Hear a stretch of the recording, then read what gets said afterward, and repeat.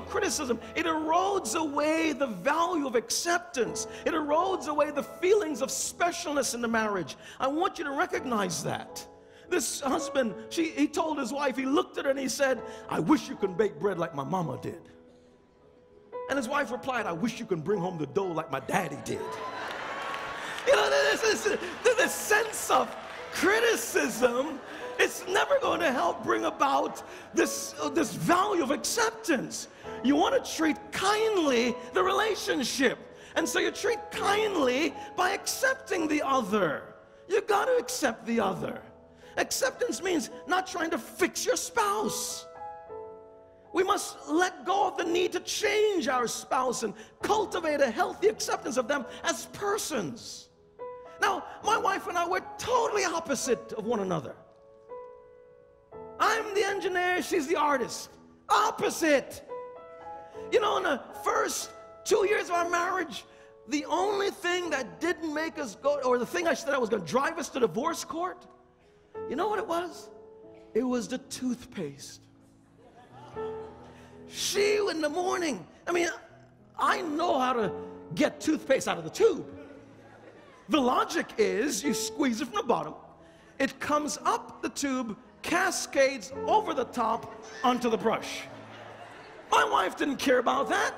She would go into the bathroom and she would squeeze the tube. It looked like it was mangled. You can see the fingerprints in the middle of the tube. I would get so angry. I'm saying, look at this tube. It's like, it's been abused. I mean, it's just assaulted. It's not right. And so I would lecture her and said, honey, you need to change the way you're doing this thing. Now notice, you know, we got married, I was 22 and she was a tad younger. But when I said, look, squeeze the tube of toothpaste from the bottom and then let it go out over the top. She said, I'm going to squeeze it however I want to squeeze it.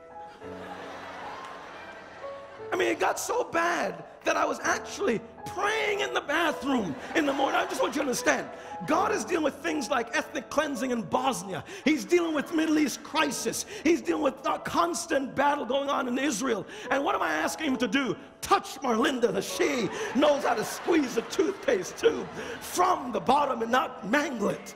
You know what saved my marriage? When Colgate made the pump. I mean, I had no other option. When I saw that in the supermarket, I started to do a little dance.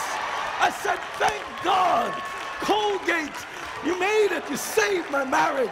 I'm free. She has no option because the body of the tube was hard. You couldn't squeeze it. She had one option, press it at the top. Press it at the top. Years later, I want you to understand, my mind was so confused and so jacked up that I couldn't even think about buying a second tube of toothpaste. You use that, I use this. I couldn't think that way. I so wanted to change her, so wanted to fix her, so wanted her to get it right. The order of how toothpaste tube is expressed through the tooth, it must start from the bottom. There's a process, there's a scientific order. You want to make sure that toothpaste, all of it is expressed. It's economic benefit to get all of it out of the tube. She wouldn't buy any of those things. Why? Because I was trying to change her rather than enjoying her. I want you to see that. Let me tell you the greatest thing that happened afterwards. Fast forward now, about year 10, children are along. I went into the bathroom and I looked around, make sure nobody was looking. And I squeezed the tube of toothpaste in the middle. I was so free. I was able to do something I thought was irrational. I'm thinking, what difference does it make? Do you see? What difference did it make? Not a bit.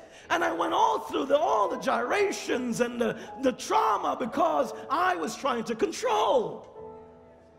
And I'm saying to you guys that a lot of things we're going to learn along the way to have healthy marriages.